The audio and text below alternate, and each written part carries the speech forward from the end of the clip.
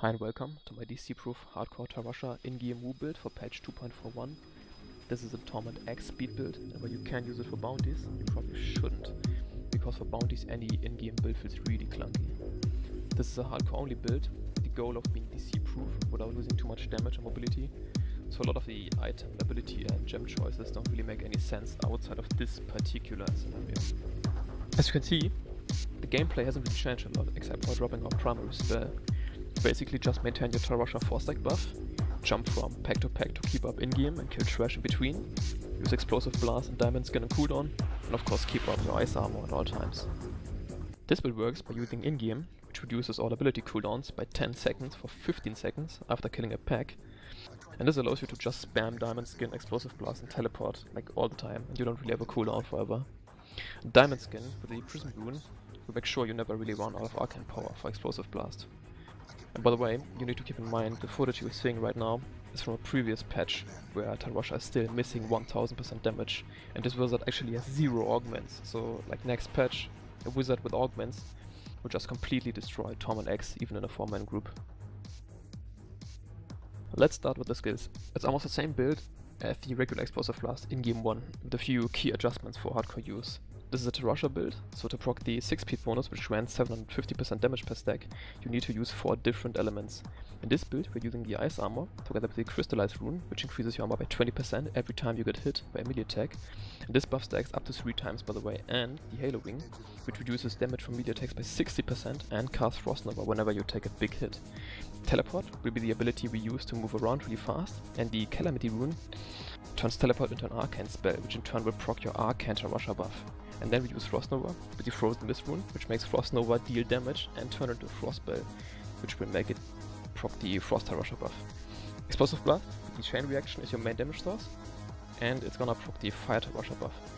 Explosive Blast, like Frost Nova, doesn't really require to stand still for a second like many spells do, and you can just keep moving, which makes it like really fast.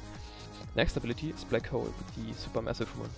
And this is actually really different than all the other builds, because in this build, we are dropping Focus and Restraint, which not only frees up 2 ring slots, but also allows us to drop the primary spell that is required to use, which is a good thing, because primary spells require you to stand still for a second. And since TalRasha is getting buffed to 750% damage per stack, up from 500%, this patch you can easily drop Focus and Restraint. Black Hole will proc your Lightning TalRasha buff, and it's really convenient to pull together multiple packs. And the last ability is Diamond Skin with the Prism rune, which reduces the arcane power cost of all skills by 9 when the buff is active. Together with the in-game, this buff will be up 100% of the time, and it will allow you to just spam Explosive Blast forever. Then, for the passive, we're using Invocation, which grants 20% cooldown reduction, Audacity, straight 30% damage multiplier, UA, which is your second proc, which will be doubled by the Ashnaga's Blood Bracers. Then finally, the Galvanizing Ward, which gives you a 60% shield of your life whenever you don't take damage for 5 seconds, and this again is gonna be doubled to 120% because of our bracers. This build uses the TalRasha 6-piece bonus and Firebird 4-piece bonus, with the TalRasha pieces being head, amulet, chest, belt and pants, and the Firebird pieces being shoulders, boots and swords. The Firebird set will grant us an additional G-Death proc and double our fire damage, but the TalRasha set is getting buffed this patch and will provide a 3000% damage bonus.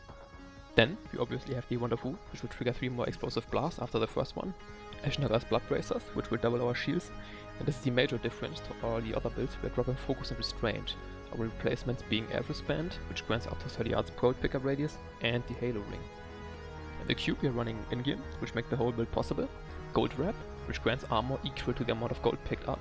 In combination with the Average Band and the Hoarder Legendary Gem, this will make you 100% immortal for the duration of the buff. And then of course, the Ring of Royal Grandeur, which reduces the number of items needed for set bonuses by 1, and that will allow us to use both the TalRasha 6-piece and the Firebird 4-piece bonus.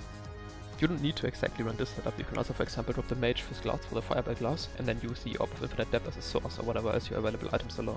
For solo play, you should replace the Blood Bracers with Nemesis, so you don't run into problems with in-game uptime. You should run at least 50% cooldown reduction. You can use more, but for me it didn't really make a difference. To reach 50% CDR, you need at least 3 8% rolls combined with the 12.5% from the gem in your head, 20% evocation passive, and 10% from your Peregrine points.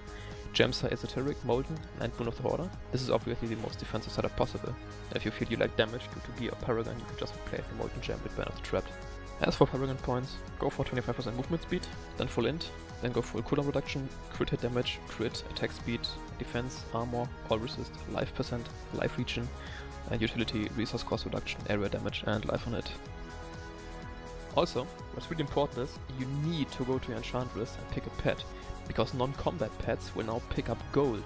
And the thing about them is, they don't really pick it up instantly, but they go from pile to pile. So even when you DC, they will keep picking up gold and refresh your gold red buff forever, which makes you invincible.